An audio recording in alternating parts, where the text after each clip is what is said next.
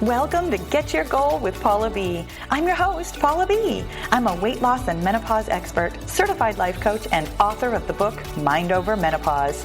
On this podcast, we dive deep into the mindset tools and proven Get Your Goal formula that will help you lose weight for the last time. Are you ready to get your goal? Me too. Let's go. Hello, goal friend. Welcome to episode number 309. This is the one where we are talking about whether or not you should cut carbs to lose weight.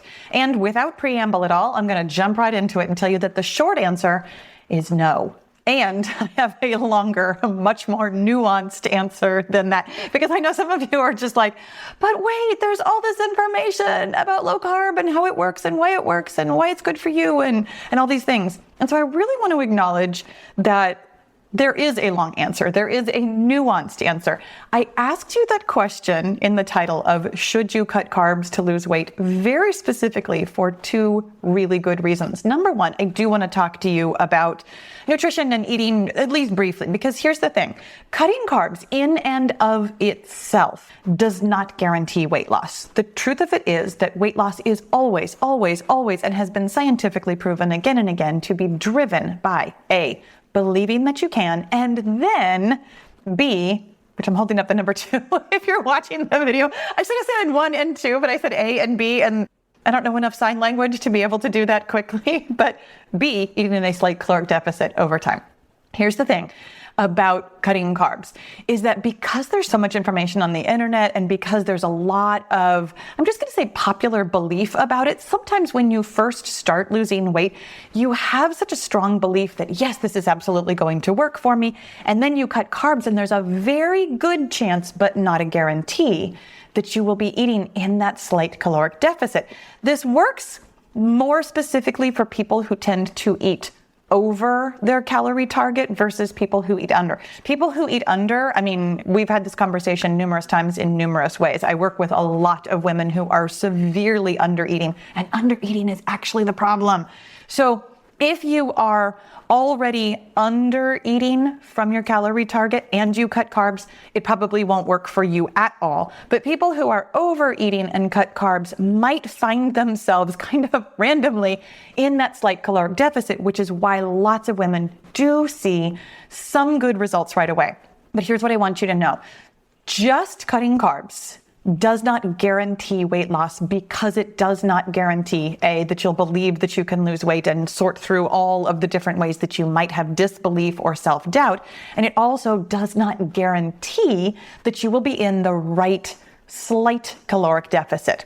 Now, having said that, I do absolutely want to acknowledge that there might be health reasons why you'd like to cut carbs. That it might be for you personally that carbs don't digest well, they don't feel good, that you might like to cut carbs for health reasons. And we are going to actually talk about that a little bit more when I get into the even longer and even more nuanced answer, the second half of the nuanced answer.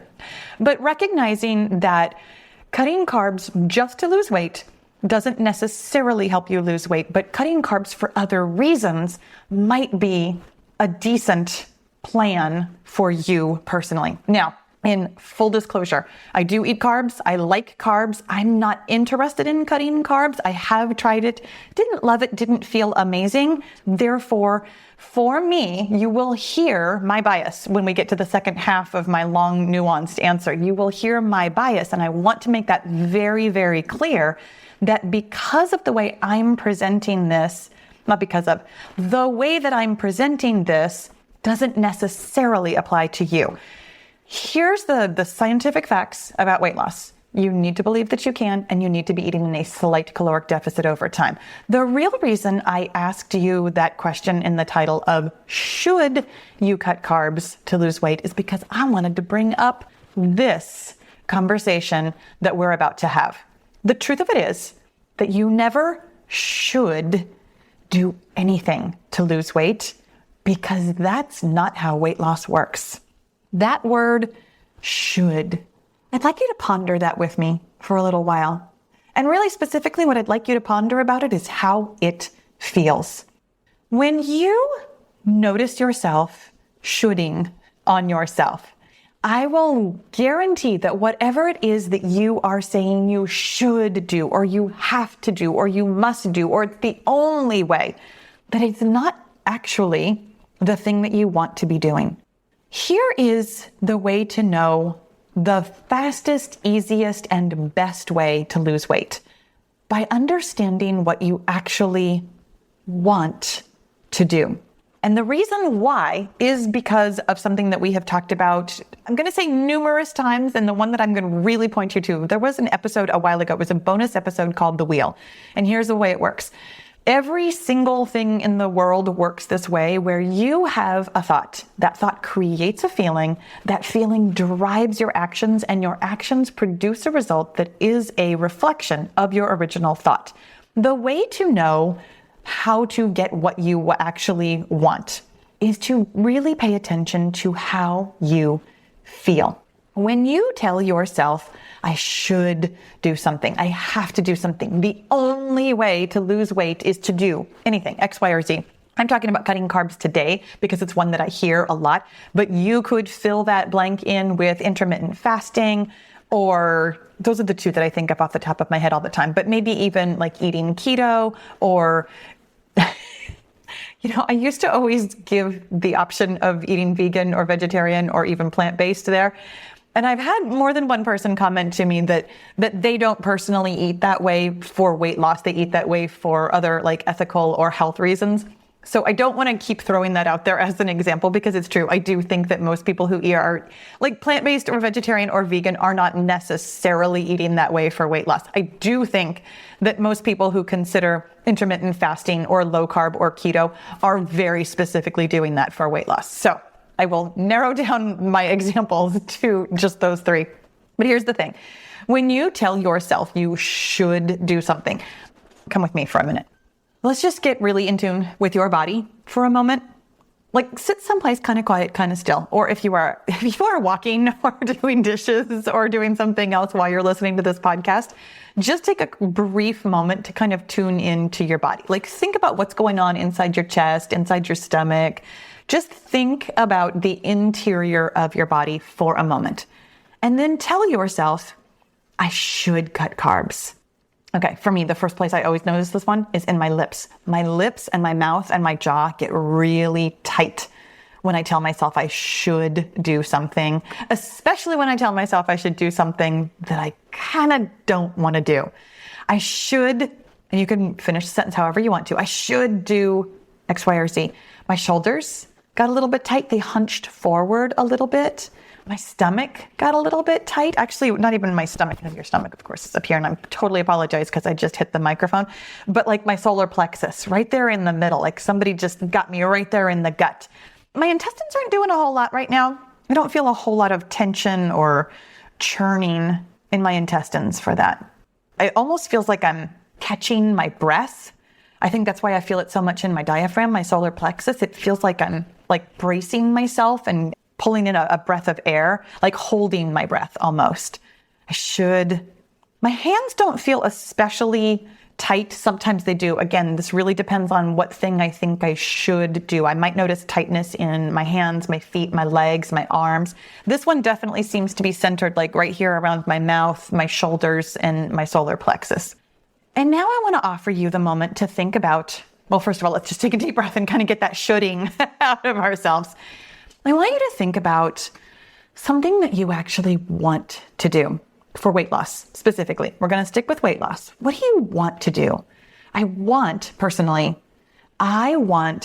to be able to eat anything I want. I want to really be able to enjoy what I eat. I want freedom. Think about what that feels like. Freedom.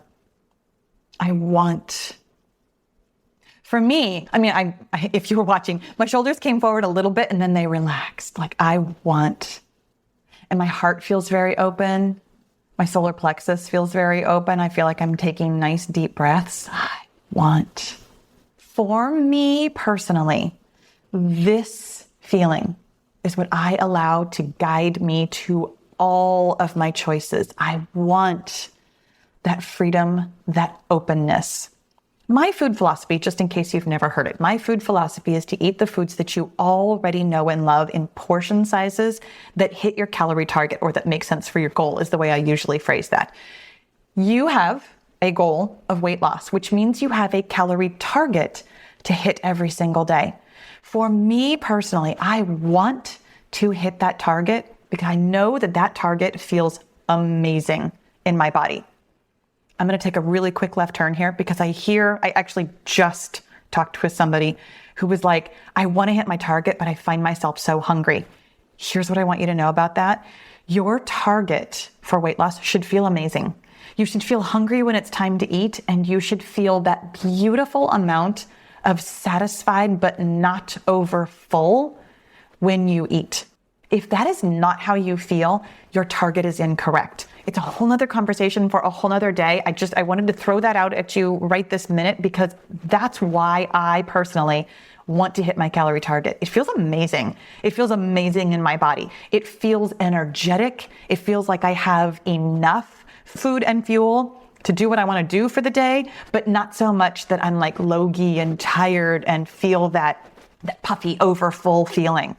I want to hit my calorie target. I want to enjoy the foods that I know and love. I want to not be desperately looking up new recipes for something that I can eat like 20 minutes before I'm trying to eat because I'm already hungry and I'd like to just cook something I already know how to cook. Like, I want to eat exactly the way I eat. As it turns out, I have been using this wanting and this feeling in my body to guide me for years. And I want to share this with you from a feeling of generosity, from a feeling of kindness and love towards you. I absolutely 100% believe that your body in so many ways has the information that tells you exactly what to do next. When you should on yourself, your body, your feelings, your emotions, that tightness in your mouth and your shoulders and your solar plexus tells you that what you are saying that you should do is actually something that you do not want to do. That wanting, desire, loveliness, that openness, that feeling will drive the actions of doing that thing. It is so easy to do the things you want to do. And I highly encourage you to look for and find this particular feeling in your body as often as possible. And further to that, really notice when you don't have it. Really notice when you are going to eat something and you feel tight and stingy in your mouth and your shoulders about it. Or when you are going to do, honestly, anything on your weight loss journey. If you find yourself feeling tight and shoulding on yourself, just take a look at that. The truth of it is, you shouldn't do anything. You can do anything you want to do. Let the wanting, the openness, and not the wanting, let me clarify that part too, actually. Not that wanting like, oh, I want that so much and I can't. You know, that longing, that feeling of wanting without being able to get. I'm talking about the kind of wanting, I'm trying to think about something that would be a really good example for wanting something that you know is available to you. Probably like wanting to sit down at the end of a long day. You know you have a couch. You know, well, if your brain will let you not think about your chores or what you have to do tomorrow, those kinds of things. Maybe that wasn't a good example. Thinking about something that you want that feels very available to you. Honestly, you know what? I'm going to let you come up with a really good example because I'm thinking about lots of examples that might not apply to you. And I really want you to think about what wanting something that is available to you, how different that feels from wanting something that you think isn't available to you. Foods you already know and love in portion sizes that fit your calorie target are available to you. You can want and have anything you want to eat And I'm trying to think of whether or not I really want to qualify that anymore. I don't want to muddy these waters anymore for you, because the point of this particular podcast was really to show you that your body has the answer, that the word should creates a feeling in your body, and the word want or desire or can have creates a very different feeling in your body. Allow the feelings in your body to direct you which way you personally want to go. If you want to cut carbs, let it be because when you do cut carbs, it feels amazing for you, that you actually love the foods you eat. They feel comfortable and good. You know how to cook them. You have recipes. The way that you digest actually feels really good. You don't feel too full or too energetic or too lethargic or too anything. You actually feel really good in your body. Then you might want to eat that way. And frankly, if you do, you probably don't call it cutting carbs. You probably just call it eating the way you eat.